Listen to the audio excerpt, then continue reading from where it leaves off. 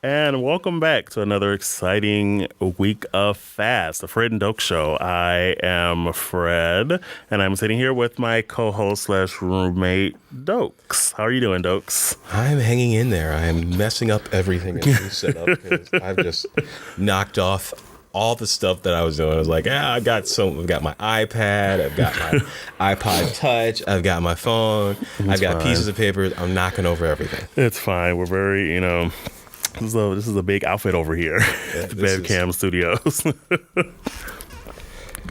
Yeah. So how was your week? This week was, what was this week? Oh, it wasn't a holiday, so we had a full work week. The weather in Massachusetts is hot, so there's that. This is now we're getting to the heart of summer. So I think today is the 15th. So in 6 days is going to be the hottest day of the year. Oh. Usually July 21st is the hottest day of the year on record. So we'll see what that date. That's interesting. I did not know that. Yeah. Science, people. Is that just for this area or just no? It's in globally. General. Okay. For this part of the world. So if you're in the northern hemisphere, this part of the world, July 21st is going to be the hottest day of the year because it's summer here. And the Texans and Louisianians are going to love that. Yeah. And so that's just like this part of the world. Yeah. I mean, we've already hit some like mid 90s already. So yeah. And Texas and Louisiana have already had some hundreds. So that'll be super fun. So like today was like 90, at least like if you left your car out for a little while, you were probably hitting 100 degrees. Oh, definitely. Easy. Yeah. Like when I got in my car when I left work, it said 100. So that was super fun. I think for the most part for us, because last week I forgot to mention we won awards. Oh, so cool. We won awards. We won, I should say, one of our producers who I never expected to win an award ever. It's like, that doesn't sound very good. I'm not trying to throw them under the bus. It's just like they've been doing this for a while, so it's they have a certain format. Oh, is he like the Susan Lucci of the? No, it's not Susan Lucci. It's just more along the lines of organization. Okay. And then because the whole purpose of those who don't know public access is that part of my job is to teach people how to actually produce television, make television, and teach things like shot composition. And I teach that to students. I teach that to adults and how to use a studio. And sometimes understanding that you are not a professional. This is not your everyday job. You're not going to always remember things to do. There are mistakes that are going to be made. And they tended to make a lot of mistakes. But they've redeemed themselves with this award, and it's nice to see them do it. That's good. And then students also won awards. So we have 4. That's cool. We have 5 total awards. Students won 4 of them. So it makes us look good as a station. It makes the good news also is the awards are this is a national award. Oh, cool. A national award for the Alliance for Community Media. And what that makes us look like is really good because we've won those awards every year. But this is like the first adult group that we've actually had in 3 years. Since 2013 was the last time we had an adult win. But the good news is the awards are here in Boston this year. They're actually going to be, it's like literally almost a month away before we have the awards, and we're going to go down there. Oh, this is the actual ceremony. The actual ceremony. Are you allowed to like tell the people about this, or is this? Yeah, like, no. I was okay. Part of the thing is I'm on the committee. Okay. There's an ad hoc committee that's nationally because we tend to pay. My boss really likes the awards, and we tend to pay a lot of money into them, not to get an award, but we just put to participate and be involved. To participate and be involved. We put a lot of time and effort into that, and normally that's my job is I organize it.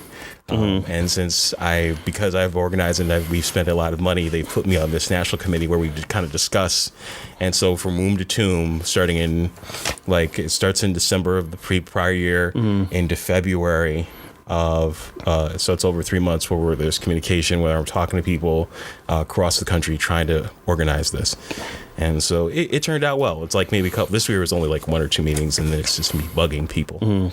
But hey, I'm happy. Oh, cool. Outside of that, today is Friday. I am glad the week is over. I want to go home and crash and spend time and, actually not say spend time in my world, but spend time with myself. Yeah. Sometimes you just need to just have a weekend where you don't have anything planned, which is really nice. That's how my weekend was last weekend. I didn't really have anything planned, so I just kind of stayed at home and watched TV, did some laundry, as exciting as that sounds. And that was it. And this weekend is going to be pretty much the same. I'm back at church this weekend, so my hiatus is done. But yeah, so not much going on. I have I'm singing a Mozart Requiem Monday night in Salem. It's with the Paul Madore Chorale, and it's at the Old Town Hall in Salem. So that's where Gordon College used to have their Cry Innocent play. So that's a really nice venue if you've ever been there, because it's not on the street. It's actually in their little in the Salem's little pedestrian mall that they have there. And so you can walk up to it. And a while ago, a person I mentioned on the program before, my friend that I was in school with and went to church with, Amy Courage, she used to be part of the Cry Innocent play, where they would actually, Gordon College would, it was kind of talking about the basis for the Salem witch trials. And so what would happen was they'd have these actors in the street during the summer, and they'd be out there. And at certain points in times in the day, they'd do this historical reenactment, and it would take place in the walkway. They'd gather you in. They'd start here, and then they'd walk the person over to have the trial, so to speak, in the old town hall. Oh, cool. So enjoy that. It's a really nice venue. Yeah, I've never been. So so the Requiem starts at 8, and they're also doing the Cantique de Jean Racine by Fauré, which is one of my absolute favorite pieces. That's 8 o'clock. It's with soloists, choir, and orchestra. So there is a admission donation. Adults $10, seniors $60 and over, and students are $8. If you want more information, you can go to the Paul Madore Madore Chorale. They have a Facebook page. Or you can go look up Old Town Hall in Salem, and they have information on there as well. But it starts at 8 p.m. Parking, if you're driving, shouldn't be an issue, I don't think, in Salem, especially on a Monday night in the summertime. You should be okay for parking, I'm thinking. But yeah, so that'll be fun. This is my first Mozart Requiem, and I've been really wanting to do more oratorio works. Yeah. So I'm really excited to sing and be part of this. So yeah, it'll be good.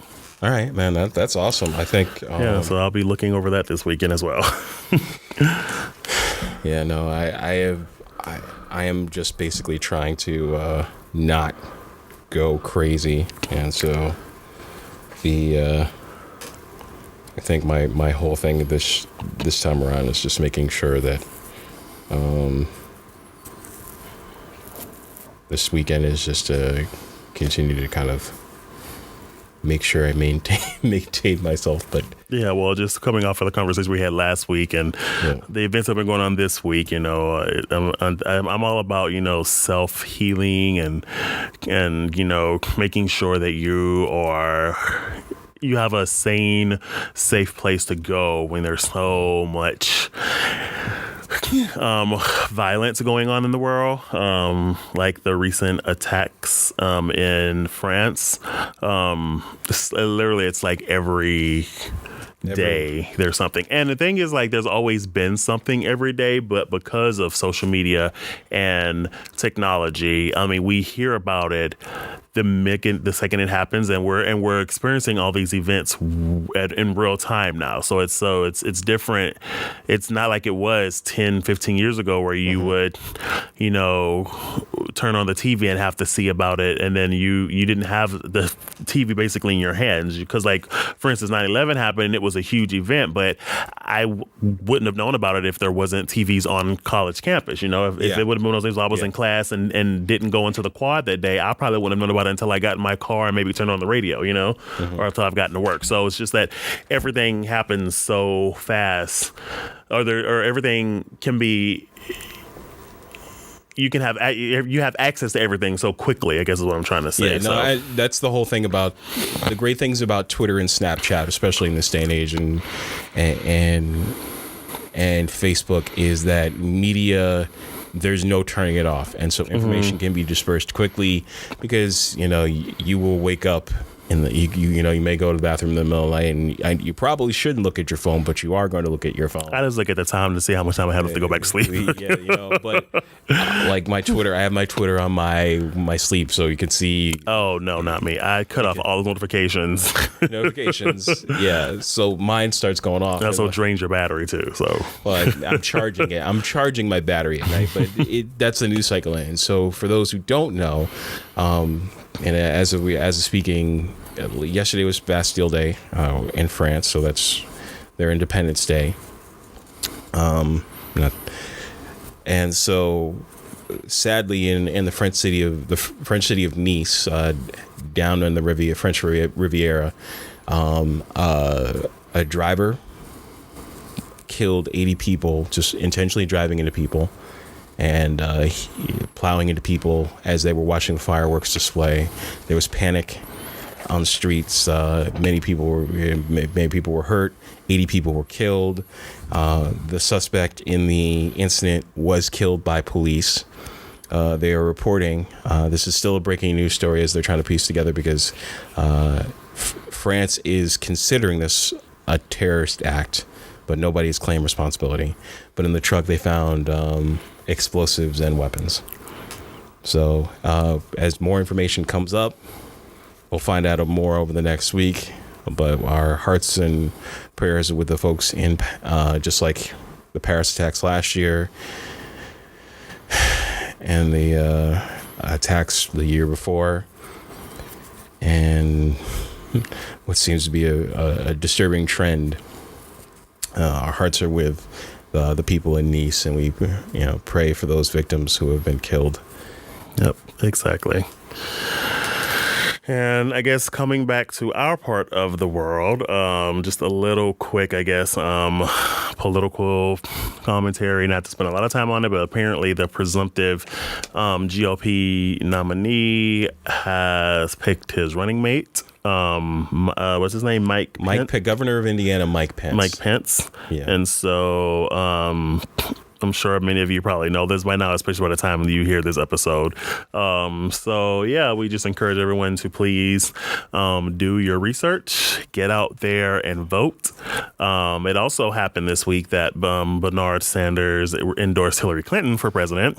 That was a problem. So that's been an ongoing debate online because the hardcore Bernie-nites are either not voting at all or they're going to write in Bernie Sanders. So it'll be interesting to see how that plays out and what Bernie is going to do to get his supporters to I guess fall in line. I hate to say it like that, but I mean, I feel like right now we're not really even talking about the policies. It's just anything to do to stop Donald Trump. And while I 100% support that, I also would love for us to actually sit down and think about what are some of the policies that Hillary Clinton has in her platform and how we can voice our opinion to make sure that we are that when if she does get to the presidency, that she is going to do, things that are going to help us out. I honestly don't think in my heart of hearts that she has the intention to go in there and be malicious and do horrible things, but we all know how politics works and we know, the game and we know how it's played. And I also would say, make sure that you read what is on the ballot in your states, because there's more than just president and vice president on the ballot. So make sure you read and understand what's going on, because a lot of those laws and issues that we have at the state level, we can vote and we can have a real effect and change on that about who we put in these positions of power. And these are people that hold these jobs for a lifetime. So let's make sure we're being very smart. And we have to be very smart about this, especially state and local elections as well, because as you vote for your municipal officials, as you vote for your state officials, make sure you're making the right call. We're not picking a side, but make sure you do as Fred said, make sure you do the research and really do the research on what the issues are, what particularly is important to your value set or your value system, and vote for the people that you feel are best. Unfortunately, as we look at both sides, these are two of the most unlikable people. Yeah. Unlikable people. So it'll be interesting to see how America reacts in the next few months. Yeah. So yeah, fun times. Also, just quick shout out to DeRay from the Black Lives Matter movement. He was arrested protesting peacefully. He has been released, thank God, with like no incident. There was nothing that happened, but it was interesting to see all the peaceful protests that have been going on and to see the cops, like the local police and even some of the state police, going out to these peaceful protests in like full riot gear with like military tanks and like assault rifles. And I'm like, these are unarmed people. Many of these protests that are taking place are not even taking place in open carry states like Dallas or like Texas, I mean. So some of these, like, you're literally out here arresting innocent people for voicing their opinion. And when you see the periscope of DeRay literally standing there talking and the cops just taking him in without any rhyme or reason, no Miranda rights are being read. They don't have to tell you why they're taking you. They're just taking him in. And it's just like, really? And like, I don't see how we as a society can sit back and watch these peaceful protests happen in our face daily and still say, well, we still have to see both sides of the story. Well, the both sides of the story is right there. Like, we've seen it time and time again. All these peaceful protesting is going on and people are getting arrested. And it's not just black people that are getting arrested, by the way. There's tons of footage out there now where there's white allies that are out there protesting peacefully and they're getting thrown in jail because they're voicing their opinion against, or they're using their right to free speech and to say this is wrong. We need to take a step back and look at what's happening in this country, and they're getting taken in because you have to take a step back and realize, like, why are these people being taken in? Why are they seen as such a threat? So. Mm-hmm. So just, keep all the people that are out there protesting in your thoughts and prayers and support and naturally we don't want you to say anything crazy that's going to get you like fired or arrested or any watch list or anything. But like, don't be scared to voice your opinion. I had a conversation with a friend of mine Saturday night. I'm not going to put him on blast because I think he listens to the show. And I kind of already made a Facebook post about it, but I was like, I just find it interesting how he was, anytime something happens with the Deflategate, he's on top of it immediately. He's right there commenting on it. He's so passionate about it. But then I'm asking you to support me in my outcry of my community, and you're like, well, I have to hear both sides of the story. I'm like, no, F that. You don't have to hear both sides of the story. Like, and then he's sitting there telling me, well, but you're a good guy. And what I hear when you say that is like, you're one of the good blacks, so I know that you won't do anything wrong, but it's those other blacks I don't trust. And so just be mindful. And this is for all of the allies out this weekend. I know there's a lot of times that you want to be helpful, but just take a step back and just reevaluate sometime what you're saying and how you're approaching this subject. There's a lot of research out there. I mean, the internet is right there. Google is free and it's at your fingertips. Just do the research. Like, we definitely want you to be allies, and we know that it's a very sensitive, tricky subject, and it's very scary to talk about, but it's something that we have to talk about. And I don't think that we should skirt around it or try to, I mean, there's only so much you can do. There's only so much PC you can. It's only so much. I don't know how I want to say that. It's not as much as. You can only be so PC talking about this subject, I guess what I'm trying to say. Yeah. So, I mean, you're going to say some things and going to do some things that are probably not going to be okay. And you know what? It's a learning curve. We're all human. Like, we're all human. Nobody is perfect. Like, I've said some incredibly hurtful, harmful things about certain communities in my time. But you know what? Someone calls you out on it. You look it up and you say, wow, I was incredibly wrong. You apologize. And then going forward, you make sure you don't make that mistake again. So I just would encourage people to just don't be scared to ask these questions and to just do the research. Now, a lot of people, not to spend a lot of time on this, but a lot of people are asking, well, what does Black Black Lives Matter stand for? What do you mean by this? What do you mean by that? And like, we do get frustrated because it's like we've been talking about this for so long, and I don't know how you haven't grasped it by now. But at the same time, you have to realize that our frustration is not necessarily with you; it's with the system and how we have to keep going through this day and day and day and day in and day out. It's like when the old people used to say, "I'm so tired," and you were like, "Why are you so tired? Like you're tired, you don't do anything." But it's like I get it now. Like I'm tired, like we get it. There's a point in time where I think one of the things that happened this week where we lose the conversation gets lost is when people don't do the research and understand. So Tommy Lahern was put on blast last week on Twitter, and many knows Tommy Lahern is not a fan of Black Lives Matter, and she has her points. Is this the girl that does the Facebook No, she's on the Blaze, and so she. Oh, okay, I know what that is. I've only seen it on Facebook. I thought it was like proponent. a Facebook show or something. She's a pundit, and so it's one of those things like Bill O'Reilly. She's conservative. And she said some stuff, and she was talking about it's the new KKK. Now, I had heard that. I didn't know it was her though, because I've blocked any mention of her on my Facebook and my Twitter. Like I've completely muted her, so I have no. If anybody mentions her name, it doesn't even come up. Yeah. I heard about that statement, but it wasn't in connection with her name. And so she said, and she was on her show and had this conversation and what she believed with this, and she talked about Ferguson. Understand that in every movement, and what you're looking at is with every movement, and conservatives have to understand that there are always going to be elements in there that are out to do wrong. Many people who riot, who do those things, are not part of the movement. Like they're doing it, they're there to do something dumb and violent and stupid because it's going to get them on the 10 o'clock news or the.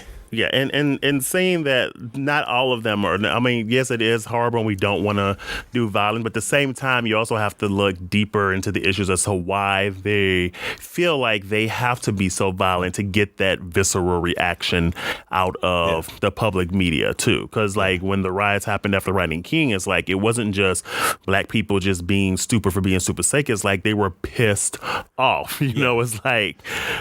There were people who have said it's like there are moments where there are things that help your cause and hurt your cause. So last year or a couple of years ago when the shooting in Mike Brown and Ferguson happened, there were people in Boston here who chained themselves together and blocked I-93. I'm not a fan of I'm not a fan of saying that negative. There are ways of doing it. That was probably not the most productive way. Yeah. It was a way that got you noticed. It wasn't a way that I would necessarily go about doing my business or protesting in that particular way.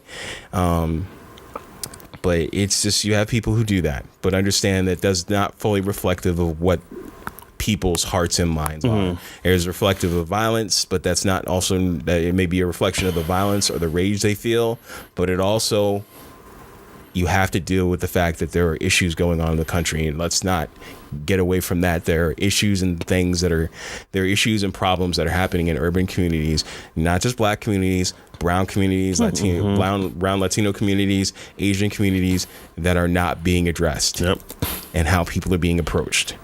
Those stories need to be told too. And it's this relationship. And like I said last week, it's a visceral cycle with the police, and there has to be common ground. There has to be an understanding. There has to be a bridge in the gap. There has to be something to stand there and say, enough's enough. And I'm not for pundits on television espousing their opinion, because on the conservative side, there are groups who are out to do wrong in that particular right, and you don't want to associate with them as well. So there are people there are people who are out to subvert the movements on both sides. And I think when we talk about life matters, and I talk about respect for life, this is where you have to have that conversation. Respect for life, understand what these people are doing, understand what's in their hearts. Exactly, yeah. Okay, so that was heavy. So now we're going to go to something a little bit lighter, I guess. So this isn't on the outline, but I want to talk about it anyway because I thought it was a amazing evening of music and nostalgia. VH1 had their Hip Hop Honors Award, which apparently they don't do every year. No, they don't do it as much anymore because there hasn't been much to. I mean, like let's be real. Yeah, it's just like it was nice when you first started coming out, and you remember those being like they really started honoring people in like the mid 2000s. Yeah. And then you started seeing like Run DMC. Yeah, because I remember like seeing those, and then I it just didn't enter my mindscape. So then when I was watching it, I was like, when was the last time they had a Hip Hop Honors, like a VH1 Hip Hop Honors? And I was like, oh, it's been a minute. Yeah, it's been a while. Yeah, and I figured they had to wait, and for the people that they wanted to have on there, and so yeah. So this year they honored Salt and Peppers featuring Spinderella, Missy Misdemeanor Elliott, who About Time.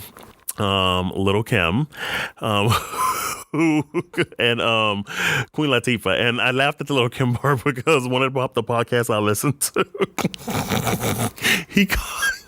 he said she looks like a Targaryen now, and I lost my mind. I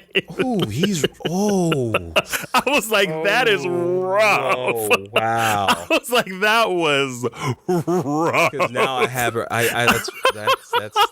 That's so mean, and we love you so much, Lil' Kim. But whew, that was funny to me, though. That was funny to me. Yeah, and I shouldn't laugh at it because I mean the reason why her look has changed so much is because of the BS bullshit that she had to go through with Puff and Biggie Smalls, rest in peace. But they weren't the best to her. But anyway, that aside, I thought the honors was great. It was very much well deserved because those 4 women have definitely done so much in the world of hip hop. I'm even gonna say women in hip hop, just hip hop in general. Like when you look at Missy's writing credits and you think about all the ghost writing credits, which Busta Rhymes kind of shaded some artists. He didn't call any names, but for damn sure Missy Elliott has written some of your favorite male rappers like dopest lyrics. Misdemeanor was the pen behind some of that. So, but it was great just to see those women get recognized and to see the plethora of young talent out there. They had Lil Mama, Tiana Taylor, who I know the name, but I never really knew who she was really. Mm-hmm. So she did Lil Mama and Tiana Taylor did the Little Kim tribute, and that was really, really, really good. Except for that one. And then what's his name? Rich Homie Quan. Totally forgot the words to Get Money, which if you don't know anybody's verse, if you don't know any Biggie Smalls verse, the Get Money verse, but then they said it was, a whole technical difficulty and Little Kim even said it was technical difficulty, but Little Kim was having some trouble. Remember some of the lyrics herself. But yeah, so that was there. Remy Ma was out there. It was great to see her out there dancing and rapping. Trina was out there. It was just a really, really, really good evening, I thought. Queen Latifah went out there and showed you why she is Queen Latifah. It was fantastic. She started out with Little Broadway and then took it straight to hip hop.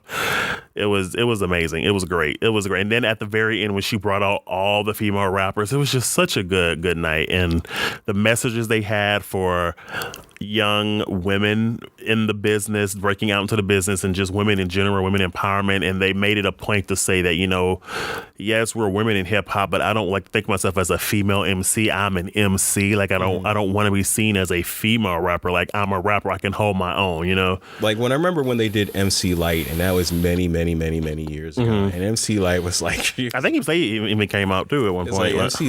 MC Light. I mean, she and Latifah are like my Mount Rushmore of hip hop. Mm-hmm. Even over male MCs because they have done so much. Not so much Little Kim because her and Foxy Brown kind of made this what I'm gonna call gangster mall rap, and so anybody. All right, so backing up here, gangster mall. No. Do you know what a mall is? So I'm breaking out an old term. A mall was a gangster's girlfriend from back in the 20s. Oh my god! And so it's like it. And so, whereas Latifah and Light and even Eve at the time. Oh yeah, hosted by Eve. Totally forgot. Who looks amazing, and is on tour actually right now, or going on tour with Gwen Stefani this summer. So and it's like everybody sleeps on Eve, and like Eve is great. Everybody sleeps on Eve, but I'm more the guy who likes the conscious rappers who I don't like hearing about guns and hoes, and I just felt they perfected at the time. Okay, so it just wasn't your cup. It wasn't my full cup of tea. Not saying I don't know Get Money. I mean, not to say that when a Lil Kim record comes on, we're not gonna, turn the knob volume up. Yeah, but it's just like I just remember those. It was just like this. It was this idea in the urban legends behind Urban Kim, Little Kim. Yeah. Urban legends behind Little Kim and all the stuff that and then the boob jobs. And well, one of the main things about Lil Kim that they really emphasized was she was one of the only female MCs in this group of men, and she was able to hold her own lyrically against the men, but also she was one of the ones that was really breaking out and really making fashion part of the hip hop culture, which that could be good or bad, the way however you want to look at it. Everybody remember those pasties. But Little Kim had like contracts with like major clothing companies, like she had like spreads in like magazines. Like Little Kim was like a hot commodity when she came out. Like everybody wanted Little Kim to rock their fashion. Like she stayed in couture. Like I remember, like she was in couture with like the super top models of the world. Like Lil Kim was rocking couture in videos, like not many other people were really doing that at that time. So to see this young petite black girl, especially rocking couture, that was like big for a lot of black girls. I was like, wow, Lil Kim is rocking Louis Vuitton. Lil Kim is rocking Marc Jacobs. Lil Kim is, like she was doing it, so. That aspect, and that was due because, and that was thanks to hip hop, like that was what she was able to do. That she came up in the golden age, like she came up in the golden age of hip hop, and so I remember at that time was her. Like you had the Brat, you had the Brat, and then you had who came out too. At the VH1 honors, you had her, and then but she when Biggie Smalls in that group, her and Foxy Brown were the big pinnacles out of New York, and Angie Martinez to a lesser extent because that's when she started also kicking off her albums and stuff. And so, but it was that's what that was at that, and then Missy showed up, and then just. As you like to say, snatched wigs, and I like Missy. I really liked Missy. It's just like Missy was one of those people that though she had a lane of her own. She was a dope lyricist. Yeah. She was stage charisma. She could sing. Her video concepts were like nothing you had ever seen in hip hop before. It was like Missy Elliott was like an anomaly in the game that like really shook the game up, and like everybody wanted to work with Missy. And Missy, like she even said it on the honors. She was like, she said when I started getting calls from like people like Whitney Houston and like Mariah Carey, like all these top people, she was like, that's when I started being like, I guess I'm kind of famous. Like people kind of know who I am. Like so, like she was just like it was just like a natural humble race. Like she just knew what she wanted to do and she did it.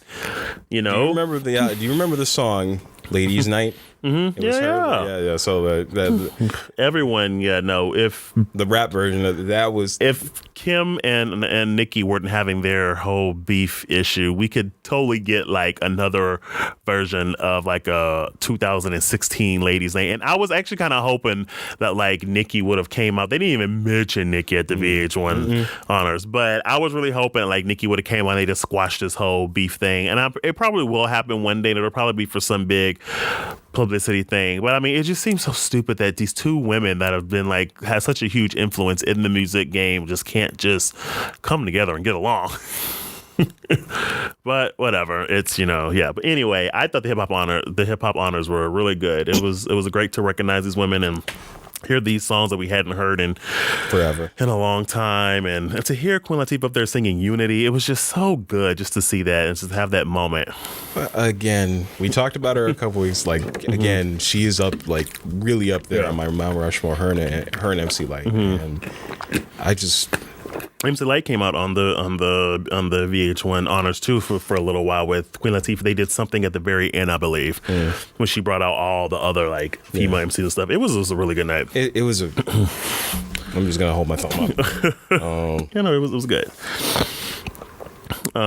So other things of pop culture, you have Comic-Con next week. It's in San Diego. Yeah, so the San Diego Comic-Con is coming up next week, and so we're talking a little about stuff in TV and movies and things that are going to be there. So usually when that happens, you see things like there is the wrap up for stuff that happened this year, and looking forward to stuff that's happening that's coming up.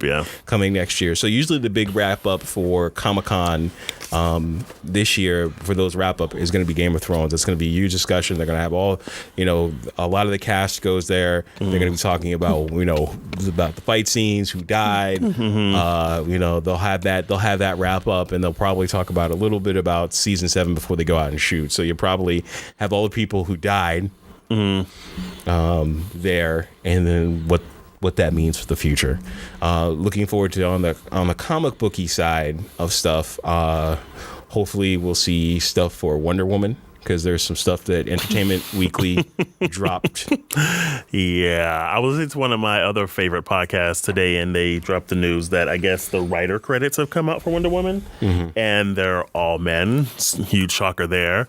But it's 2016, and we should be able to get some women in the writer's room, especially since this is a story about Wonder Woman. And not to say that men can't write a story about women, but we've seen the track record with DC movies, especially DC movies as of late.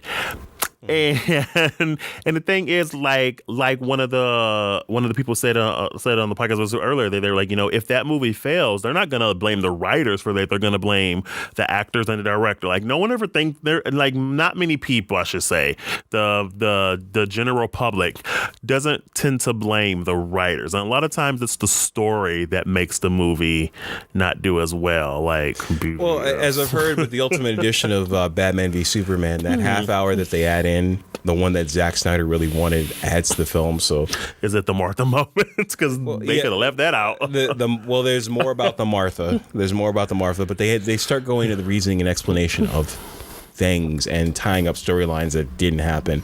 But along the lines of DC, so they're looking at the Wonder Woman, because they Entertainment Weekly just dropped today some pictures from that.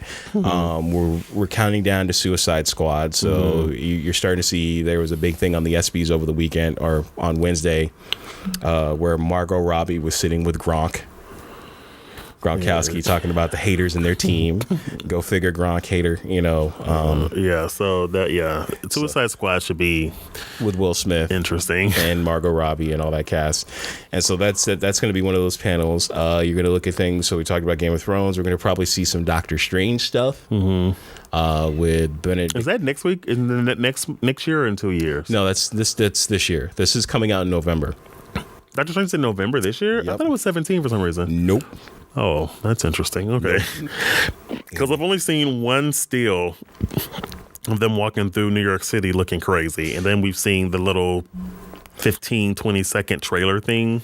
Well, that's pretty much what the teaser trailer, I guess, what they're calling it. The teaser trailer. So we're probably gonna get like a real trailer, you think? Yeah. Then this weekend in England is Star Wars Celebration. So they're celebrating for that. So there was a thing for Rogue One, a little sizzle reel for Rogue One with the actors in there, kind of. Yeah, I saw that trending on Twitter, but I didn't click on it. And then we'll probably have some more stuff for Star Wars Rogue. Little thing for Star Wars Rogue One. Guardians of the Galaxy Volume 2 is supposed to be there. And we'll see what happens in the future. I mean, there's TV shows, so you have The Flash, Arrow. I don't know. Have you caught up on The Flash yet? Season 1, yes. Season 2, they haven't released all of them yet, so I'm just watching them in reruns. I hear, though, Season 2 is not as good as Season 1. Oh, no, I liked it. I did. Really? I like Season 2. From everybody that raved about Season 1 so far, everybody was like, Season 2, they dropped the ball a little bit. I think the ending... if you haven't seen it, I'm not going to give away. Well, that's what everyone says. Everyone says those last episodes are like, they were like, if you don't have to watch them, they said just don't waste your time. You do have to watch. You do have to watch it because there's always this theme, and so the consequences, because they just finished. They should have just finished at least the first 2 episodes in shooting up in Vancouver this week, and so they'll probably have something for Comic-Con, and you know, stuff is out. And we'll find out and see. But if you're looking at TV shows, you'll get hyped about movies, things that we're going to be watching in the fall, things we're going to be watching over Christmas. We'll have a lot to we'll see, and we'll see what happens next week when we after it's over, and we'll talk about it. Yeah. Are you watching Preacher and Outcast? So Preacher, I have not finished seeing. I watched the first episode. What I've been told to watch, and I have not, and I just started watching it last night, was Mr. Robot. Everybody is telling me to watch. Oh my God! Well, they were all the entire first season is on our DVR. I thought you recorded them. No. Okay. No. I didn't. I did not record Mr. Robot. Everybody is so.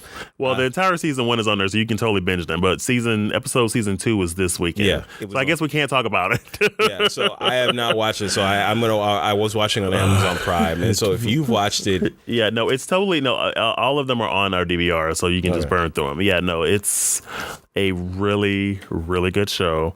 Do you know, like, it premiered at, was it Sundance last year? It was supposed to, originally supposed to be a movie.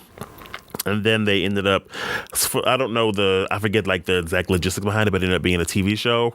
But it's really great. It's basically about society and what would happen if, you know, if somebody threw a monkey wrench in some economic thing happened in society and how society would deal. And so that's been a very interesting storyline. It's really, it's a great movie. The acting in it is fantastic. It's just really good. I think the big thing for me when I watched the first episode of the first season was it's nice to see Christian Slater, this big 80s actor, working again. No, it's a great movie. Yeah, and so I will probably that's probably one of the things I'll go through this weekend. Cool. Outside of doing that, so Mr. Robot I've been told to watch. Preacher I'm going to watch. Did you read the comic book Preacher? No, I didn't. I didn't either. No, the graphic. I like the show. It does move a little slow, and I hear that they are pretty much in line with the comics, but they speed things up in the show from the comic book. So, but I like it so far. It's good, but I like supernatural sci-fi stuff. So, the other thing I wanted just in terms of this and something along the lines of social justice. I don't know. Did you see the trailer for Loving? No. Okay. Yeah. Ruth Negga she is going to blow up. Like her star is going to be. I don't even know that. So if you know the story about the Loving versus the Supreme Court, state of Virginia, so it was about interracial marriage, and so I didn't know they even had Is it a movie or a miniseries? What is it? Well, it's a movie. This is a movie with Joel Edgerton. It's going to be like in the theaters. It's going to be in the theaters, theatrical release. They dropped it on the trailer. Dropped for it on, I think it was Tuesday this week. Go look it up. It's a really nice thing. I have to look it up. It's the story of this. It's a interracial couple, white man, black woman from Virginia. It was Loving versus the state of Virginia.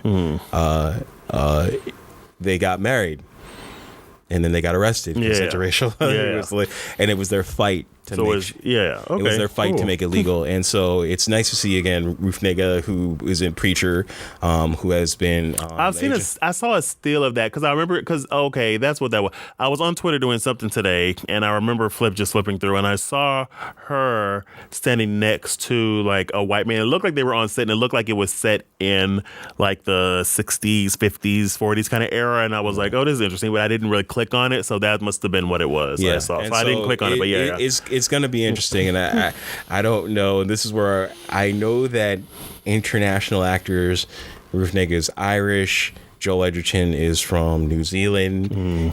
Can we not, just one nitpick, can we not get American actors to do this? Last time I saw this, the thing was it was a TV series on ABC, or a TV movie on ABC with Timothy Hutton, and I forget the name of the black actress's name, but she was on that. I can't remember. It was Timothy Hutton and her, and they were talking about this, and it was a TV movie, and it's a powerful story. Check it out if it comes into theaters. Yeah, cool. Because it's. Oh, and one more thing to speak about actors. So, Felicia Rashad came out and did a little tribute, not tribute, but did a like the opening to the tribute for, I think, Queen Latifah. Felicia Rashad legit is just like not aging. Like she looks like she walked off the film of the Cosby Show like yesterday. I'm like, how do you look the exact same? I love Felicia Rashad. She is one of those actresses that's just. Is she still Felicia Rashad or Felicia Allen? Because she's been not married to Ahmad Rashad. Oh, really? I think they announced her as Felicia Rashad. That's her acting name, though, right? So maybe she kept it because people know her as Felicia Rashad, you know? Right. I don't know. Yeah, but anyway, she looks great. So also, if you are into like cartoon, anime type things, Steven Universe starts up new episodes next week. That is a really, really good show. I know it's a cartoon, but it is a really, really good show. So if any of you people have kids out there that are looking for like good quality cartoons with a message, Steven Universe is really, really good, and it's a really, really good show. And there are some tender moments in there, and it's really good. So Steven Universe, I highly recommend. The Amazing World of Gumball is hilarious and just silly, but also deals with some serious stuff because there's some underlining things there that if you watch, you're like, oh, wow, they went there. But so, yeah, so that's good. So those are like the cartoony shows. Also, Doc McStuffins didn't get renewed, which makes me very upset because my godchildren love Doc McStuffins. I didn't find out about her until last year. With the little black girl? Yeah. Okay, with and Lammy. she works on stuff that, yeah. Okay. And the internet was in an outrage a few weeks ago, and rightfully so. Doc McStuffins, so I've seen Doc McStuffins because I have 5 godchildren and 4 of them are girls. So not to say that boys can't watch it, but you know, naturally the little black girls are going to love her. And so I've got turned on to Doc McStuffins about a year and a half ago. And like, that's all I hear about when I go home is Doc McStuffins. So, definitely find out who you need to write to, who you need to contact to bring Doc McStuffins back, because the kids need their Doc McStuffins. This is how I found out about this. Our friend, my friend Chris and his wife, Beth, their daughter knows this, and when I'm over there, they talk about it. When I'm over there, she's like, "Yeah, Lammy," and I'm like, "Oh," and Doc McStuffins is the real deal. It's like Doc McStuffins is the real deal. So quickly also, so the Emmy nominations came out. Miss Beyonce Giselle Knowles Carter is nominated for 4 of them for her Lemonade, so that's fantastic. RuPaul's Drag Race, I think this is the first time they've been nominated, which is fantastic because it's a great show, and they're in like season 8, season 9 now. It's a fantastic show, so congratulations to RuPaul and the entire Drag Race team. Blackish was nominated. Like, so many great people got nominated this year for Emmy. So go look up the Emmy noms. I mean, it's going to be fantastic. Drunk History got nominated. If you haven't seen Drunk History, oh, that's hilarious. Please go watch Drunk History. It's funny as hell. Tracy Elise Ross, like just please go look up the Emmys, because a lot of our brothers and sisters are up for Emmys this year, and that's fantastic. And so please go support. Also, just one more quick thing before we get off of TV. The OWN Network, Oprah's network, I actually really enjoy the programming on the OWN Network, and there's 2 shows that I'm loving right now. The Have and Have Nots, which is by Tyler Perry, which is like a nighttime drama soap opera type of deal, featuring Tika Sumpter and the guy from Dukes of Hazzard. I can't think of his name. John Snyder. Yeah.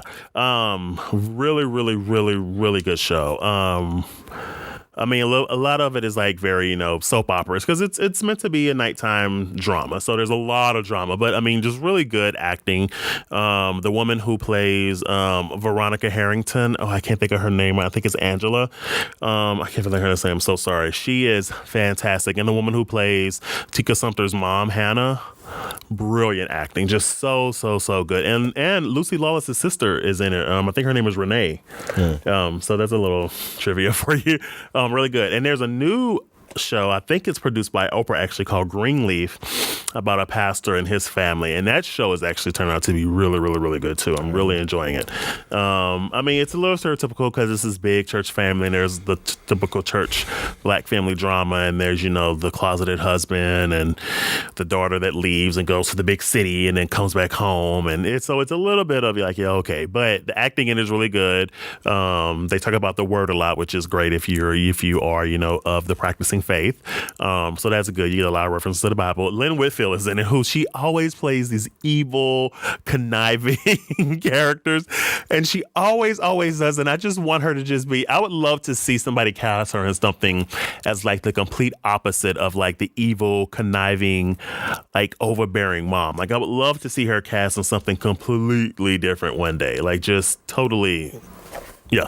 So anyway, and it's also Jackie Washington Day. If you are a fan of Jackie's Back, it's Jennifer Lewis.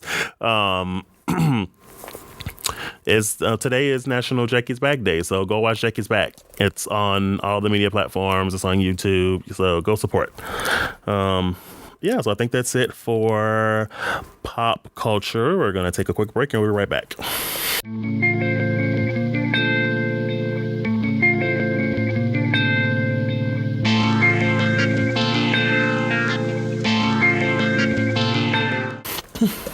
And we're back with the Children of the 90s segment. I know we haven't talked about it or had this on for a couple weeks, but we're back. And today we are going to talk about our top 10 albums from the 90s. Yes, this was a hard decision because I have definitely more than 10. Yeah, and this can be a part one, because the idea is like, I know the top 10, but they're like ones that immediately come to your mind that happen. And don't yell at us, don't be mad at us if you're like, but you forgot this one, Dokes. Because it's gonna be an ongoing list, and we'll probably do this, like you said. We'll definitely probably have a part two at some point. This, because there's things on there that you may not agree with. You probably like, well, what about these people? They were great. And I haven't seen Dokes' list. He probably knows some of mine, but I don't think he's really seen mine either. So this is going to be shocking for both of us. And so for me, mine is not in any particular order. I just think they're albums that are good to have. Yeah, most of you probably can figure out what most of mine are, but and so I will start off with my first one, and this is I'll admit I am cheating. Anybody who knows me knows that I love Sade. Oh, I didn't put that one on mine. Which one? The first album? So. All right, so I'm cheating here because she had two. So she had Love, she had Love Deluxe, and that was like 92. And then a few years later, she has The Best of Sade. Yeah. And so, which had all of her, previous stuff. The Best of Sade that's a good That's album. like, out of any compilation album, that is by far one of the best that albums. That one and the Ultimate Tony Braxton one. If you want some good R&B... So know that I love Sade. Yeah. I have told girls that I have gone out with, should Sade become available, you might become a second thought. And so my fourth grade teacher, Mr. Reginald Brewer, I never forget that because he was my first male teacher that I ever had. He was in love with Sade. Like, we would listen to that album in class, like in the middle of class during tests. Like, that's what he would play. Yeah, you would. Like, he was in love with some Sade. Yeah, so I was glad in 2001 she was up here at Boston and she came to do her. You went to see her? I went to go. I paid money to go see her at the T. I brought Matt and my friend Amy, and we were going because she didn't know who she was. She was telling her Shade. Wow. I was like, no, it's Sade. Sade, get it right. And I took that's where I first got exposed to Indie RE too. And so that's one of those ones where it's like, yes, but that was that was many years ago. Yeah, but her Love Deluxe, because you can't find Bulletproof Soul on that's not on The Best of Sade, but it is on Love Deluxe, and that's another great song. So that was mine. What's your first one? So the first one I picked because I remember, actually, my brother had this cassette, actually, because I don't know if you remember the old school like box cassette things that you would put them in, and you'd have like 2 or 3 boxes with you at all times. So my brother had one of those, and he loved R&B, so I got all my R&B, hip hop, jazz, rap, rock, everything. Like, he was super eclectic, but he had this one album, and I remember the first time I heard this song, I was immediately like, something in my spirit was like, this is special. And it was Mariah Carey, Vision of Love. And I grew up listening to R&B. I grew up listening to gospel. I grew up listening to, like I said, everything. But something about that voice and that song. And so when I learned that he had that cassette, I played that cassette into the ground. Like that's all I listened to for like a month straight, and I would just listen to it over. And I knew every song on the album. It's such a great album. So the album is actually Mariah, but no, that was the first one on my list because every time I think of like 90s R&B, especially when you kind of start coming into your own and start realizing when you start listening to music that like your parents don't force you to listen to in the car, you can like make your kind of own decisions about what you want to listen to. Mariah is the one that like, that's my heart. So yeah, so Mariah was number one. So my second album on my list is probably going to surprise, like, well, Robert, it's going to be a hip hop. It's not a hip hop album. Actually, it is when the Seattle sound and grunge music was great. If you've never heard it, the album is Nevermind by Nirvana. This is the one where Smells Like Teen Spirit. And that came out in the 90s? Yeah, that came out in the 90s. And that was 92, 91, 92. Oh, wow. 92. And so that's this is where you had the Seattle sound. You had them, Pearl Jam, Temple of the Dog, Soundgarden. This is where we were starting to leave the glam rock, the big hair bands that used to rule the 80s. And we went into the Seattle, and you had these grunge music bands. And so Nirvana with Kurt Cobain, Dave Grohl, and those guys. That was the album that people remember. And so that's one of my ones on my list. Cool. So my next one is, of course, Miss Whitney Houston. I'm Your Baby Tonight. That album, I know every single song on that album to this day. And one of my favorite Whitney Houston songs, I don't believe was a single really, that I'm trying to get my friend Liz to do a cover of, who's a fantastic singer. There's a song on there called Lover for Life, which is great. But also Miracle is one of my absolute favorite Whitney Houston songs off of that album. It's just a really great album. And of course, I'm Your Baby Tonight is like, the name of the album, and it's like the lead single, I think, off of that album, and that bridge is like one of the best R&B bridges in history of R&B. Like, that is the bridge. So yeah, I'm Your Baby Tonight, Whitney Houston, because Whitney Houston. The next one I have on this is the Fugees' The Score album. Oh, wow. So this came out when I graduated. This is one of those albums that came out. So this is my 20-year reunion for high school this year. And this was one of those albums that one came out. That when this hit, the Fugees had another album previously, Maplewood / Jersey's Own, Lauryn Hill was on this like amazing Her Prize. Wyclef, this put Wyclef on the map as a producer. And yeah, where's Wyclef these days? Don't know. But I know we're still talking about Lauryn Hill. I'm going to come back. But it had so many levels of music on it. And so you had Lauryn Hill doing a cover of Roberta Flack's Strumming My Pain. You had the hip hop, and you see how the musical range of Lauryn Hill and Wyclef was amazing. And that's where it changed hip hop for me. And that's, you had this level, and they were from Jersey, which also made it awesome because you had this, you felt representation on the map, because this is where it's like, hey man, it's not where you're from, it's where you're at.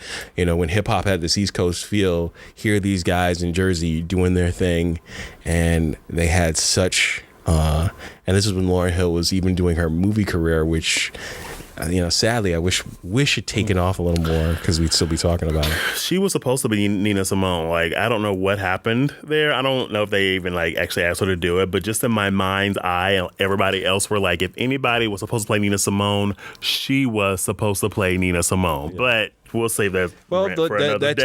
that tax evasion kind of puts a black spot on you in Hollywood. Yeah, So. and she has a reputation now for being late to everything. I mean, yeah, but anyway, no, but you can't deny her greatness and her, the legend that is, So that is my third. Again, these are no particular order. I'm just listing them the way that I had them listed. Mm-hmm. What would your third be? So my third one is another female powerhouse in the 90s, Miss Toni Braxton. That first album had so many hits. Like, it was like hit after hit after hit after, like, that album is fantastic. And I mean, it was written and produced by Babyface. So, I mean, how can it not be amazing? But yeah, and I think I loved about Toni Braxton was that here's this woman who was like a legit like alto and like enjoying her alto sound, much like Anita Baker. And it's like, I don't know, something about that sound was just so great. And something about, and the thing I love about her and all the other female singers of the 90s is that, first of all, when she came out, she was up against people like Mariah, Whitney, Aretha, Anita. She was up against singers that like you had to be able to sing in order to compete with those women. Like, you had to be able to sing, and she could tell a story. Like, that's what we're missing, I think, today in mainstream popular music, because I think there's a lot of great R&B artists out there that can tell the stories. But Toni Braxton, you can legit listen to the radio and just, when she sings things like 7 Whole Days, when she sings things like what else is off that album?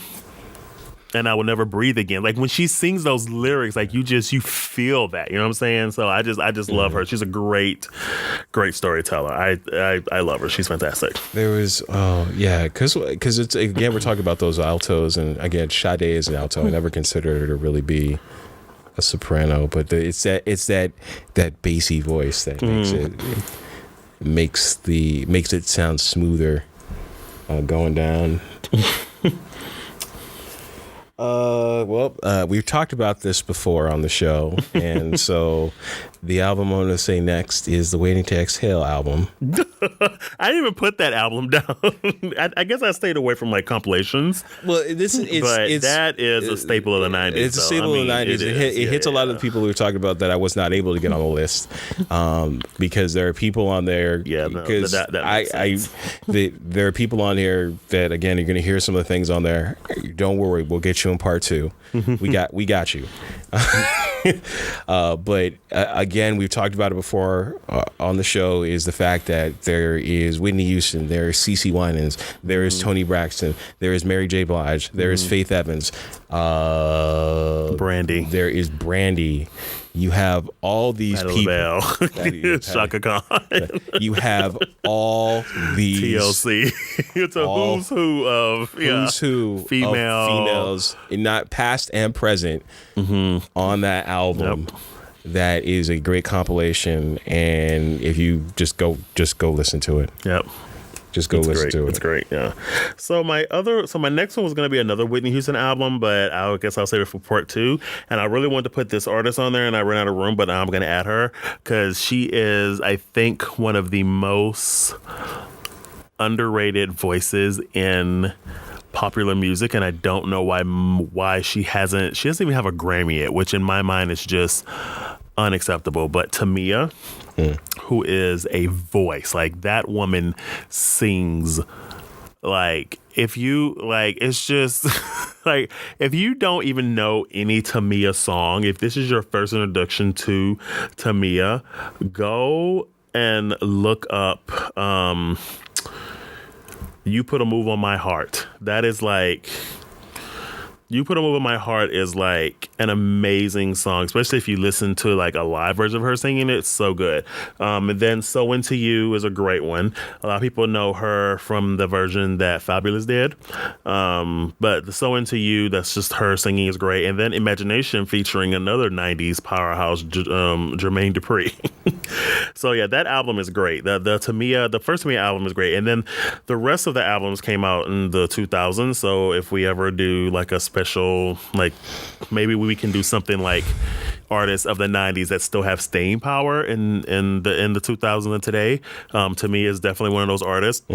I mean, if you want good R&B, like just really good singing, good storytelling, the people who wrote those songs are fantastic. She tells the stories really well. Like, go look up Tamia. She is great. You will not be disappointed, especially if you really, really enjoy good singing. Tamia, definitely. All right.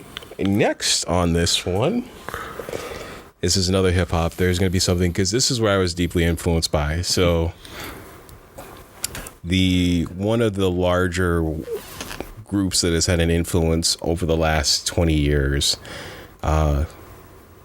has been Wu-Tang, and the first album they had was the 36 Chambers, and so many hits on that album. You can go Protect Your Neck, you can go Cream, you could go Method Man, you can go After Laughter. After Laughter comes Deadly Tears. It launched the careers of so many. It launched the individual solo careers of the members of the group. We got ODB from that, but this was the launching point that gave us everybody. And all on one album. So 36 Chambers. Just nothing to be said there. Just go listen to it. Yeah.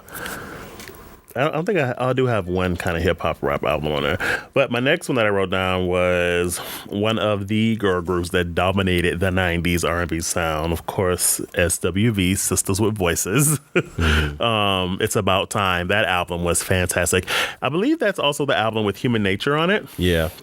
Which is, I mean, SWV is just amazing. And they just put out a CD recently, actually. So those are three women that dominated the 90s and are still out there doing it. They have a TV show on I think. I forget what channel it's on. But I actually like the TV show. It's really good. It's just them in their, I don't think they've, I don't know if they're in a hiatus right now or what happened, but after they dropped I Missed Us, they did a little bit of the touring for that, so it was really good. But yeah, SWV is definitely one of those staples that's just like amazing. I think they were actually at the VH1 Hip Hop Honors as well, presenting something that's too. That's a group that kind of gets lost because there was some drama with them towards the.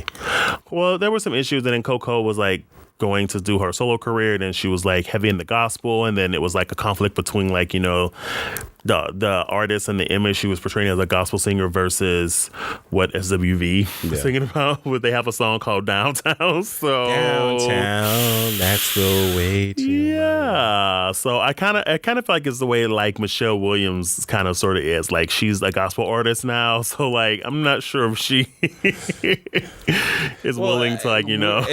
Speaking again for a person who listens to Christian music and contemporary gospel. That, you know, sadly, this is where I'll say, brothers and sisters in Christ, we are unforgiving in our nature because we want people to be a certain way, and that's what hurt Jessica Simpson. Jessica Simpson, it was initially started out as a Christian singer. The problem is she had boobs, and apparently that is going to lead men to sin. So she had to go. Her dad was smart enough to take her down to the pop music route, and you know, I don't know, but it's just the idea when you have people, and Michelle Williams, they're just unforgiving about that. And it's like the idea is like, oh, they got mad when Kanye West was nominated for a Dove Award for Jesus Walks. And people were like, oh, wow, and they're like, oh, come on, really? I mean, like, regardless of what the Kanye that we have today is, like, if you listen to that song, he is, you know, he talks about a struggle with God, and that's not to say that it's wrong and you don't have to like it, but recognize the man is, you know, addressing his spirituality and religion. So, yeah, definitely, yeah. And you don't always have to sing about Christ. Yeah.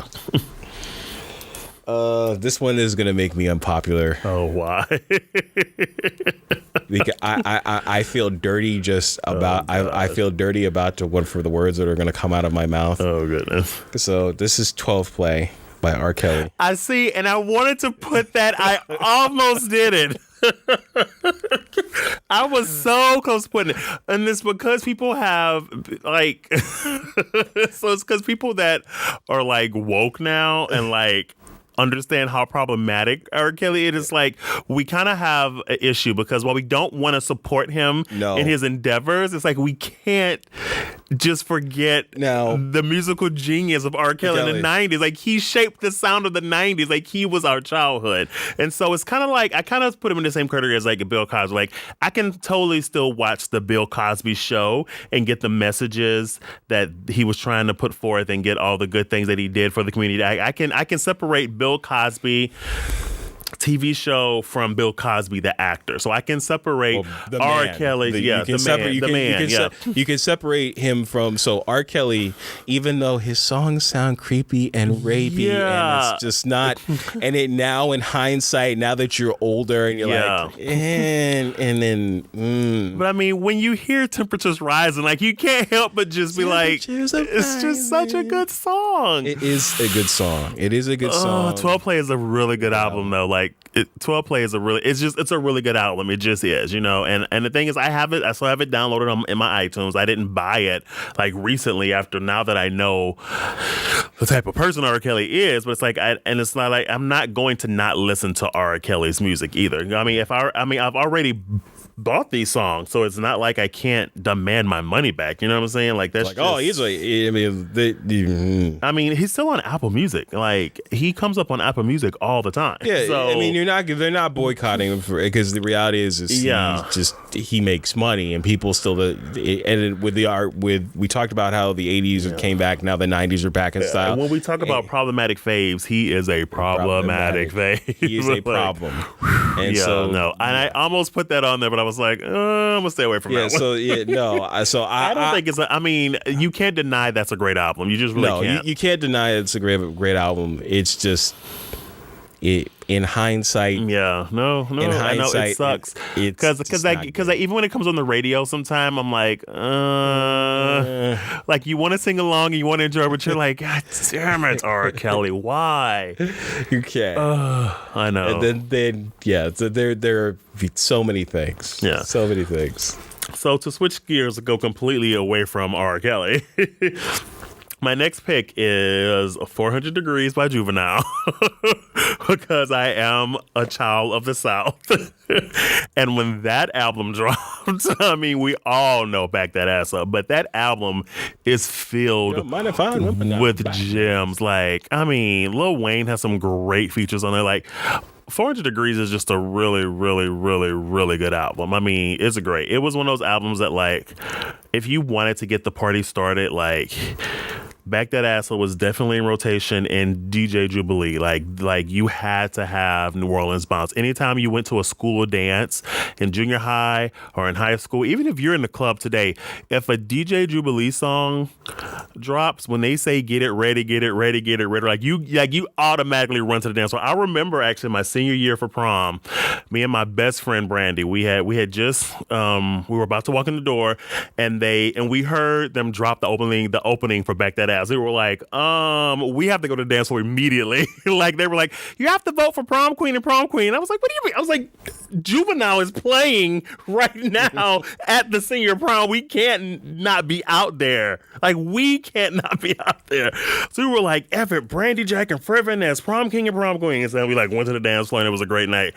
400 Degrees. 400 Degrees by Juvenile is definitely one of my top albums that I listen to and still know every single song and every single word. So this is where also again hip hop is, or at least rap is going to be in this one. Mm-hmm. The Chronic by Dr. Dre. Oh, that's a good one. Oh, I should have put that one. That was a good one. The Chronic by Dr. Dre. I was thinking about some like hip hop rap albums to put, and none were just like popping in my head. That's a good one though. That's a good one. 1, 2, 3, and to the 4. Snoop Dr. Dre. No, that's a good one. And it's like where you realize where this is at the time, because it was the early 90s when this album came out, and West Coast rap, NWA, Bloods and Crips was really like, this is where you saw the majority of rap going. So it wasn't necessarily about the East Coast stuff at this point in time. It was there, but we had NWA, and then they broke up, and now we have Dr. Dre, and this is right after like Deep Cover came out. And so Deep Cover, who's ever seen that movie, great movie with Lawrence Fishburne, quintessential 90s movie that if you haven't seen, go see it, because it gave us one Nick seven under cop, and I know I just messed up the lyrics, but thanks, Rich Homie Quan. So yeah, but it gave us that, and it gave us the Chronic, and that just gave us so much pleasure in terms of that. You hear it. You remember the lyrics. You remember when you hear the lyric. You hear it because it remind us of why George Clinton and P-Funk are very awesome. And you have that as parents. Your parents are like, hey man, that sounds like a funkadelic beat. And you're like, what? Who's funkadelic? And then you hear the George Clinton come out. Cool. Yeah. So my next one, just to keep it going, keep moving. I have actually a gospel album on here, so don't judge me. Actually, Kirk Franklin's What You're Looking For is a great gospel album. It's live. I mean, there are some gems on that album that What You're Looking For is just a great album. And that's when I think Tamala Mann is in the choir at that point, and you can definitely hear her in that soprano section. And the thing about Kirk Franklin, he always had his soprano section together. I mean, all his sections were great, but those sopranos were always in tune. They had nice pure vowels. Like, it was just really great. But What You're Looking For is fantastic. It's a really, really good album. So I had one on here because I'm changing it, and this is going to be another one that people are going to be like, I'm changing it in midstream, but I feel it would remiss if I didn't. What's the 411 by Mary J. Blige? I was going to have that on my part 2, but yeah, no, definitely. What's the 411 by Mary J. Blige? Definitely. Yeah. I got that album. I got the album for Christmas, and heavy rotation. It was like because you had Grand Poobah from Brand Nubians when he broke off, and go Google, go Wikipedia Brand Nubians, find out who they are. Mary J. Blige is definitely going to be one of our like main topics of the 90s. Yeah, like coming up, she did that. But this is the album that shot her. This is what put Puff on the map. This is what really helped guys like Jodeci, because KC was on that. No, JoJo was on this album. Or no, it was JoJo because he and Mary J. Blige were a thing. We need to have a talk about Jodeci at some point too on the male group of the 90s. That's another topic. But yeah, no, Whistle for a Win that's another one of those that my brother had the cassette, and that's another one that I like played ad nauseum, like over and over and over. Oh, that was a good one. Yeah. What else do you got? So I have Aaliyah's One in a Million, because I would see that was gonna be. I was gonna put What's the 4-1, not what's for the age and nothing but the number one, but. So I knew that song, but I wasn't an Aaliyah fan until One in a Million came out, until actually it was 4-Page Love Letter that like did it for me. When I heard 4-Page Love Letter, I was like, okay, this is. So going back on this, because anybody who doesn't know, AJ Number was produced by R. Kelly. And unfortunately, one of the things that happened when this album came out, and you could immediately see Aaliyah's PR people switch gears immediately, was this rumor. I don't know if it was true or not. It seemed very, very true at the time when you heard on that R. Kelly and Aaliyah got married, which now again, I thought that had been proven to be true. I don't know if it ever got proven to be true. It was reported on high. It was reported on Highly at the time when I remember. And this is going on 20 years ago. Yeah. It was reported on highly at the time in hip hop circles that this is what had happened, and people were like, "Well, she's like what 16, 18," and they're like, 16, and he's in his late 20s, and so that's where that should have been the warning sign for warning sign. But people were like this, but immediately. Aaliyah's team, her family was like, "We're sorry, bye, R. Kelly," and they jumped with Timberland. Yeah, and they did that because I feel like that was both parties trying to be like, oh, okay, this is what could happen unless we fix this immediately. Yep. And so Aaliyah's, and so the thing is, they didn't want that to be the main part of Aaliyah's career, even though that's still what we talk. Clearly, we just brought it up. But when I think of that, I don't think of that time with R. Kelly. When I think about Aaliyah, I think about her time with Timberland and Missy mainly, and I think about just her losing her in her prime, basically. Like, she was legit like about to take off. Like when she dropped self-titled, like her self-titled album, that was like that one to my. I mean, that was her last album, unfortunately, but that was her best album. Like, that was going to be the album that was going to make her just take off. But you had not only on One in a Million, you had 4-Page Letter, you had If Your Girl Only Knew, you had... Great song. I can't remember. It was the song that... One in a Million. The one I gave my heart to, which I love, that's one of my absolute favorite Aaliyah songs. And that video is fantastic. I feel like that song didn't get the recognition it should have gotten for some reason. Like, I remember it being big in the hip hop charts, but I don't know outside of like, I guess, the urban community, like how big it was. But Got to Give It Up was a great one. Yeah. There was another one I can't. So there was One in a Million, If Your Girl Only Knew, 4-Page Letter. Choosy Lover was a great one. Yeah. And Hot Like Fire. Hot Like Fire. Hot Like Fire. And that, like, one of those things, so understand, like, one of the things that's different in this age, I don't know if you had the rules, and I think we talked about this before, was the idea of when you wanted to pick a CD, it had to have X amount of songs on it before you got it. Yeah. Because it was like an investment, and you didn't want to be like, otherwise, I was looking for the maxi single or whatever you could find, especially with the cassettes out at the time. Because the thing is, I have 2 Aaliyah albums, and unfortunately, I did not download it to my iTunes, and so the One in a Million album that I had cracked, and I don't have the entire album to my iTunes, and you can't buy it off of iTunes. Like, you can't buy it anywhere, really, and it's not streaming because her estate hasn't allowed any streaming devices to actually get those songs. There's some on like some soundtracks, but not every streaming device has the royalties to do it. So, so if you go to buy an Aaliyah CD online, you could pay upwards to like $28. I'm like, as much as I love you, Aaliyah, I'm not paying $28 to buy a CD. So no. So, last one, or not the last one, but the next one I have on my list is Tribe Called Quest, Low End Theory. Yep. I figured you were going to put that one on there. Yeah, Low End Theory. I mean, like, and you're talking about native tongues rappers who basically, these are people who ran with Queen Latifah, who ran with the Jungle Brothers, who gave us Mos Def, Talib Kweli, some of the guys we still talk about today. And they were, unfortunately, Phife Dawg passed away earlier this year. But I just... Low End Theory, it's a great album, and there's nothing wrong that you can see with it, as far as because it was different rap music, it was different hip hop. Can't argue with it. It's just great. Yeah, it was a great one.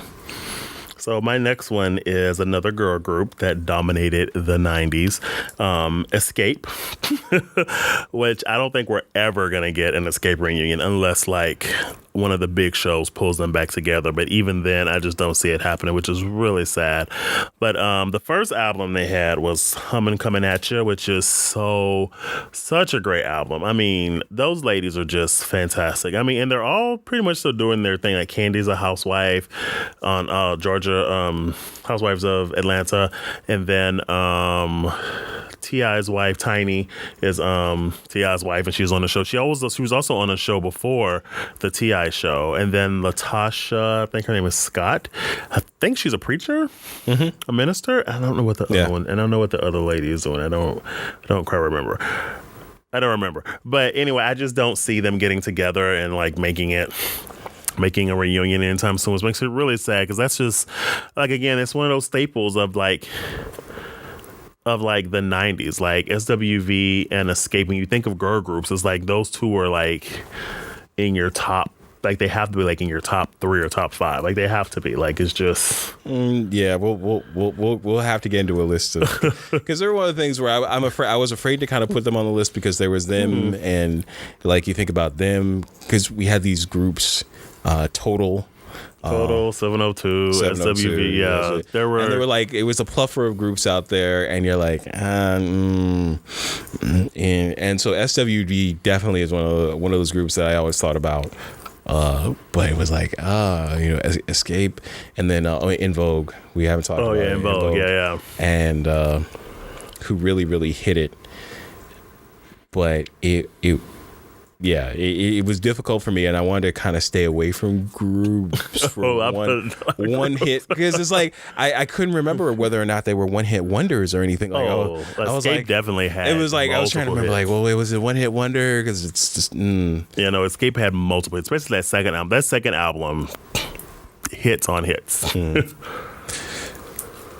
Last for me, this is out of the left side of the universe pick. This happened late in the 90s, but Massive Attack, Mezzanine. Those who don't know Massive Attack, I don't know that group. Is that a group or? It is. It's basically, so we know how we have EDM music right now. That's electronic dance music, and there was electronic influence of this. It's when you start getting into the trip hop stuff where this was starting to come out. So it's mainly instrumental. You have heard their songs. Have you watched the show House before? Not like religiously. Did you ever hear the theme to House? I can't hear it in my head right now. Anybody who's heard the theme to House, that is Massive Attack. And so I'm sure I know songs. Yeah, right, there are songs on there, and it's mostly instrumentals. You have heard their music somewhere. And you've heard it on The West Wing. You've heard it on House. Some of their later albums are on, particularly the theme song. Teardrop, Angel. Yeah. So you heard of any of these? Yeah. Unfinished Sympathy. Yeah. These. Yeah. I don't know this group. Yeah. So they're from England.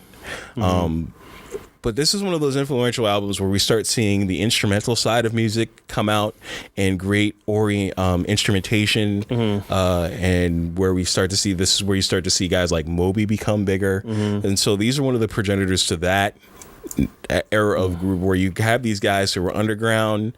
They're doing mostly instrumental stuff.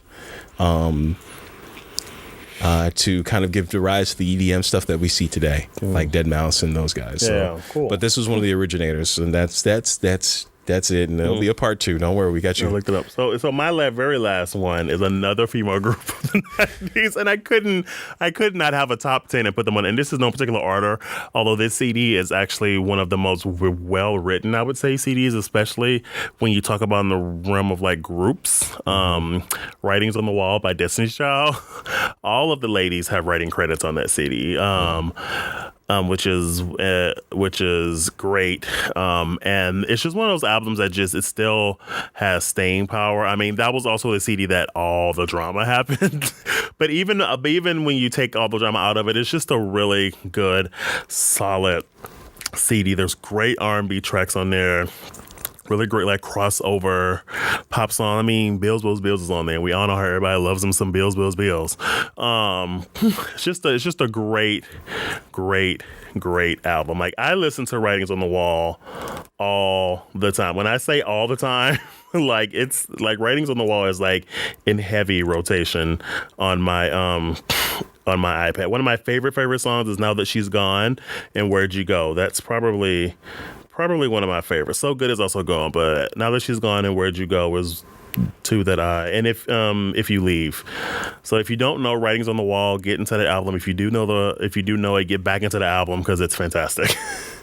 And I was gonna say Beyonce's first album, but I think that was in 2000 though. Yeah. So that technically is not, because, and I know you're gonna say you didn't say Britney Spears. Technically, Britney Spears didn't come out until 2000, so that's why she's not on the list. Oh yeah, there'll be more people. Because I know everybody's like, but she's your fave, so that's why she's not on the list. I mean, I could have put NSYNC on there, I probably should have because that first NSYNC album was really good. But we can save that for our boy band, just for our male bands of the 90s discussion. We can have this discussion because there's a lot of people that there are a lot of good artists out there. And I'm speaking personally, this is my personal list of artists that you should listen to. Yeah. And these are just like, this was our top 10 that like we really liked. And we say top 10, but this is literally, these were literally just the first albums that popped in my mind because they just have like a lot of these albums you associate with the either maybe a particular song, or I remember like where I was or like I remember purchasing Writing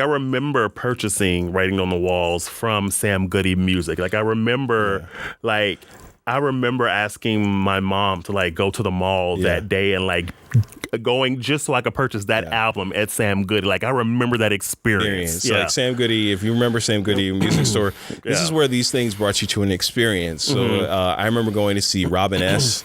at a Sam Goody.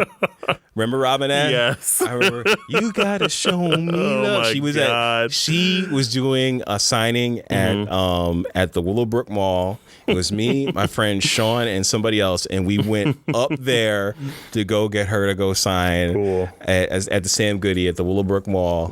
And I remember going up to the bus to go on those things. I remember Crazy Rhythms in Montclair, going to go get maxi singles because it's like, oh man, this song's broke, and I'm not gonna go get this cassette because I'm not gonna go get this album because it doesn't have to meet the requirements of me getting it. So I got maxi singles. I paid more. I would. Music is those things where I know it's a little different than it is today because like you have a lot of people have so much choice. We have the ability to kind of peruse through Spotify, download through Apple Music, download through iTunes and Apple Music, and you can pick and choose the songs that you listen to. But there was an experience about going to the music store and looking and seeing all this and getting all the information and trying to figure out all what you need to do. Yeah, like pre-orders still exist, but like I remember, like it's not like when you have to go to GameStop and pre-order a game. Like I remember going to Sam Goody and standing in the pre-order line to put money down on these albums. Yeah. To ensure that when they dropped, I had a copy. You had a copy, and so I mean, like. Yeah, that was That's one of those things. So these are albums that you can just go listen to, and listen, enjoy. If you don't know who these people are, great. Go listen to them. Yeah. If you know who they are, go listen to them anyway. So, but have fun. Yeah, definitely. So what do we got for the recital hour? So just really quickly, if you haven't guessed by now, the pick of the week is going to be the Mozart Requiem because I'm singing it Monday night in Salem. But you should definitely listen to it anyway. It's about an hour long, depending on the recording you listen to, and it's on all the music streaming devices. So if you don't own a copy, you can definitely go listen to it. I've been listening to the one with St. Martin's in the Fields. They have quite a few of them actually. I listened to the one where George Shirley is the tenor soloist because I love George Shirley and he was my voice teacher's teacher. There is also a recording with Leontine Price and Fritz Wunderlich, which is amazing, fantastic. And I found one today on YouTube that I definitely want to get the soloist correct for this because it's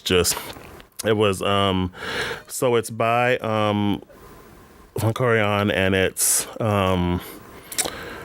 let me get the singers' names. Anna Centau, Helga Molinari, Vincent Cole, and I'm gonna totally butcher this, but this baritone bass's name, and I'm so sorry. It's Pata Burt Latza. I'm totally sorry. I totally messed that name up. But it's definitely the Mozart Requiem on YouTube. And the singing is fantastic. It's Maestro Von Karajan, who is amazing. But if you are a musician, especially a singer of the technical pedagogy mind, just watching these singers sing this. First of all, they're all singing it from memory, which is fantastic. The chorus is even singing it from memory, which is like he got the entire chorus and all four soloists to memorize the entire Mozart Requiem. So that was fantastic. That just shows the level of musicianship that he demanded of his musicians. But also the technique that they use is just so. I mean, mean, it's just beautiful. It's beautifully written music sung by amazing artists, and it's really good. And also, this is a work that Mozart did not finished before his death. So actually one of his pupils actually finished some of the works, the Sanctus, the Benedictus, the Agnus Dei, and portions of the Lacrimosa. So were finished by, I believe, Zeus Meyer. So yeah, definitely if you get a chance, listen to Mozart Requiem, especially, and this is something that I would actually suggest, especially if you've had a really rough time dealing with all of the intense media coverage of the political atmosphere or just the violence that we've experienced in our world lately. Like, if you just need something to just listen to and just uplift you and just something to just soothe your ears and calm your nerves, definitely I recommend anything Mozart, but the Mozart Requiem is definitely one. There are moments that are, very, it is, the Mass. So there's moments that are very, it's the Mass. So, but definitely, though, like, take time and listen. I'm not advocating you don't have to listen to classical music. I mean, this is the Recital Pick of the Week, so definitely I want you to go listen to that. And please come out to Salem Monday night at 8 p.m. if you are. I think this will come out Monday, right? Yeah. So technically it would be I'll tonight. Try to get it out sooner, though. So it'll technically be, I guess, tonight for you guys who are listening. But yeah, Monday night, July 18th in Salem, Mass. Mozart Requiem, Paul Midori Chorale. And but even if I know the Mozart Requiem is a little lengthy and you might not have time to listen to an hour of it, or you might, classical music tends to put people in a very relaxed state, and you might not be able to do that if you're, say, driving home late at night. And I wouldn't recommend, that necessarily, but just do or listen to something that just, takes care of you mentally, because we definitely want to make sure that you're taking care of yourselves and your family if you do have a family to support. So yeah, so that's my pick of the week, or our song of the week. Awesome. Anything to wrap up? I can't think of anything else. No, I can't think of anything else. Steven Universe comes back next week. So if you want a really good cartoon to watch, they're all online, I believe, on Cartoon Network. The first 2 seasons. So, and then Mr. Robot is going on right now. So tune in to Mr. Robot. If Dokes gets caught up in time, maybe we'll start doing some recaps on the show. That's going to be binge-worthy stuff this weekend. And I think that's it for me. I can't think of anything else. No. I have nothing of value to say. Not to say that I don't. But as always, I'm going to say good day and God bless. Yes. Oh, also, yeah, don't forget to check out Facebook. We're on Facebook. We're on YouTube. We have a Twitter. We have Twitter now? I believe so. I didn't set up a Twitter. I thought we had a Twitter. Well, we need to set up a Twitter. So we definitely, I could have swore we had a Twitter. And yeah, send us questions. Definitely. We're still trying to get our SoundCloud together. So that would be really cool, because that will also hopefully enable us to go over to the Other World of Podcasts on iTunes. And that would be great. And definitely we're going to ask you to subscribe and like and do all those great things. But in the meantime, we have a Facebook and a YouTube up, definitely. So please check us out. Comment.